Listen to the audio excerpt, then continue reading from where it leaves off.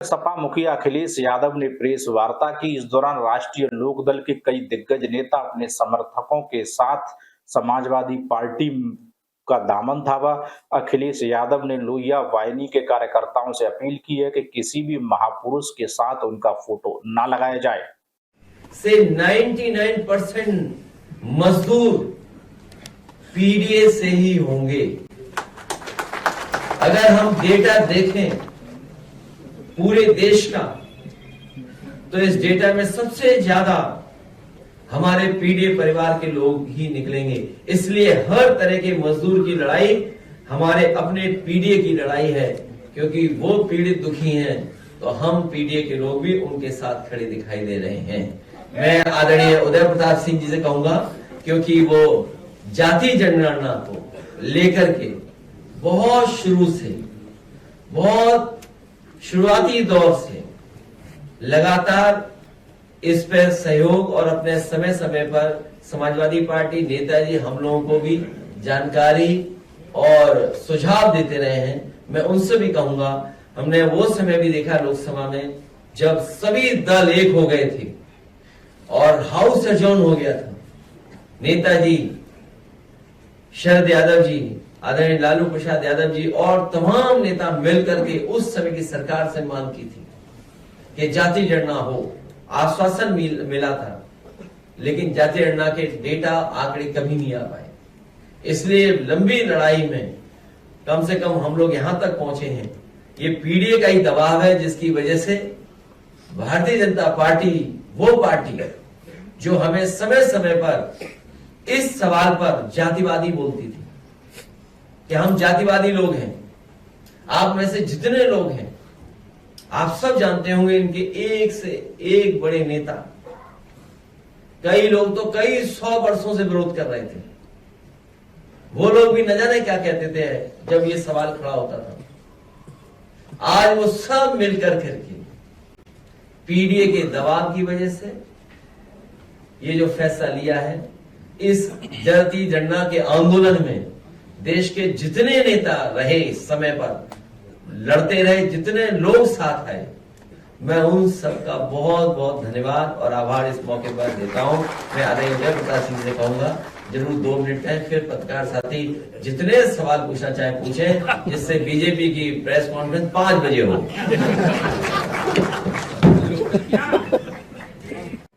रामपुर रहा हो, करहल रहा हो, फैजाबाद की सीट रही हो, अयोध्या की सीट मिल्कीपुर रही हो, समय समय पर और सीसीटीवी में कैद होते हुए भी इनकी चुनावी धांधली हमने, आपने और जनता ने देखी है। इसलिए भाजपा सरकार को यह चेतावनी है कि अपनी चुनावी धांधली को जाति गणना से दूर रखें, क्योंकि ये कोई भी धांधली गिनती में कर सकते हैं। एक ईमानदार जनगणना ही हर जाति को अपनी अपनी जनसंख्या के अनुपात में अपना वो अधिकार और हक दिलवाएगी, जिस पर अब तक वर्चस्ववादी फंड मारकर बैठे थे। ये अधिकारों के सकारात्मक लोकतांत्रिक आंदोलन का पहला चरण है और भाजपा की नकारात्मक राजनीति का अंतिम, भाजपा की प्रभुत्ववादी सोच का अंत होकर ही रहेगा। संविधान के आगे मन विधान लंबे समय तक चल भी नहीं सकता है। संविधान के आगे मन विधान बहुत लंबे समय तक नहीं चल सकता है। इसलिए मैं इस बात को मानता हूं कि ये इंडिया की जीत हुई है। तमाम हमारे पुराने समाजवादी नेता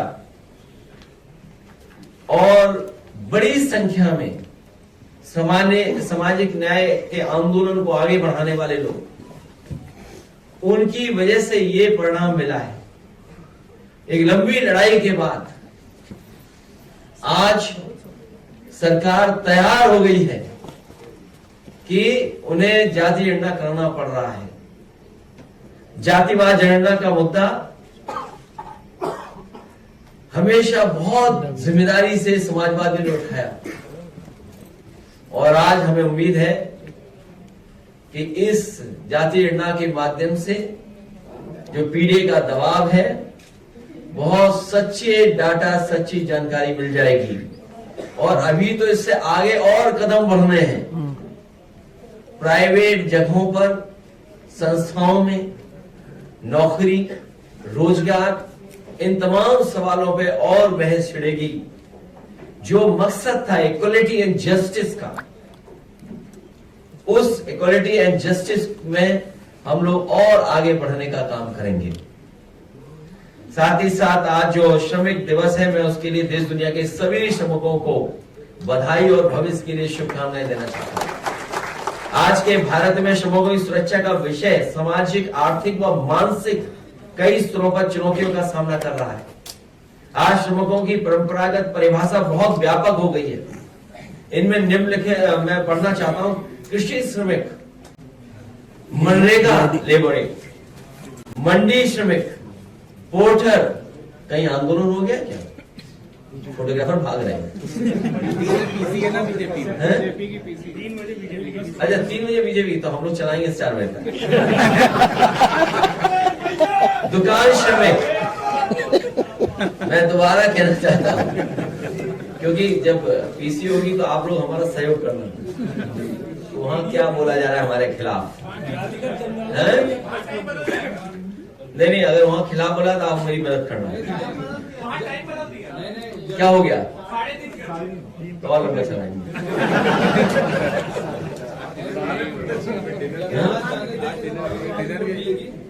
तो मैं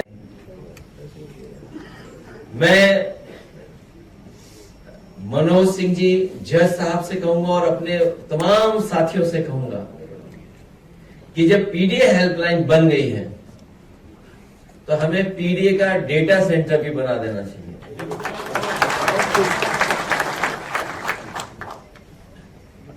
पीडीए का डेटा सेंटर, उस डेटे की थोड़ी झलकियां हम लोगों ने दिखाई थी ग्राफ के माध्यम से। सरकार को बुखार आने लगा था।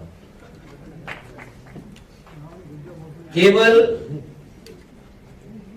कुछ जिलों का डेटा इकट्ठा कर करके, वो भी ऑथेंटिक, और सरकार की वेबसाइट से लेकर के, जब हम लोगों ने